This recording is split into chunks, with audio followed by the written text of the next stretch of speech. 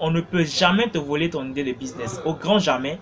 Mais attention, on peut te voler ton projet de business. Oui, le projet et l'idée, il y a une différence. Le projet, c'est quoi? C'est le fait que tu as une idée et tu as donné des plans précis pour atteindre un but bien précis dans la réalisation de cette idée-là. Alors que l'idée de business, c'est juste une pensée que tu as eue. Cette pensée-là va résoudre un problème probablement, mais qui n'est pas encore mis en place, qui n'est pas encore exécuté, qui n'a pas encore de plan directeur.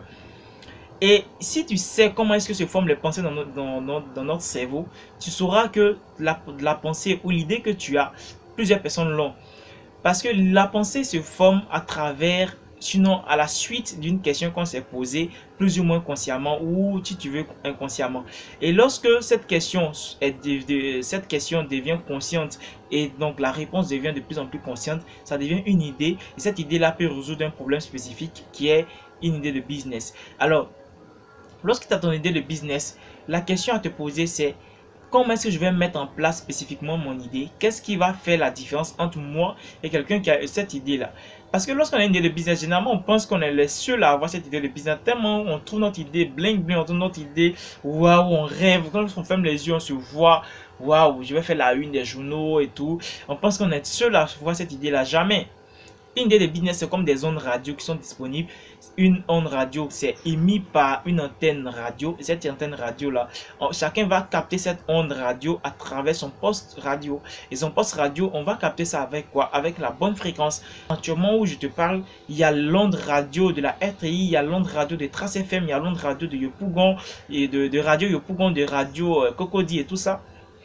Et en fonction de la fréquence, je vais capter l'onde qu'il faut et écouter ce que je vais écouter. Donc si toi tu t'es posé la bonne question à un moment donné de ta vie et tu as la réponse à une question qui résout un problème spécifique dans la société, donc une idée de business, il faut te dire que quelqu'un d'autre aussi a certainement s'est posé cette même question, soit au même moment ou à différents moments et a cette même idée là.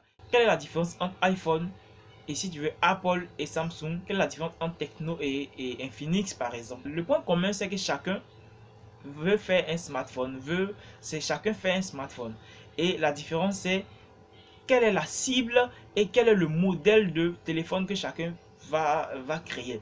Donc toi qui as ton idée de business, quelle est ta spécificité dans cette idée que tu as?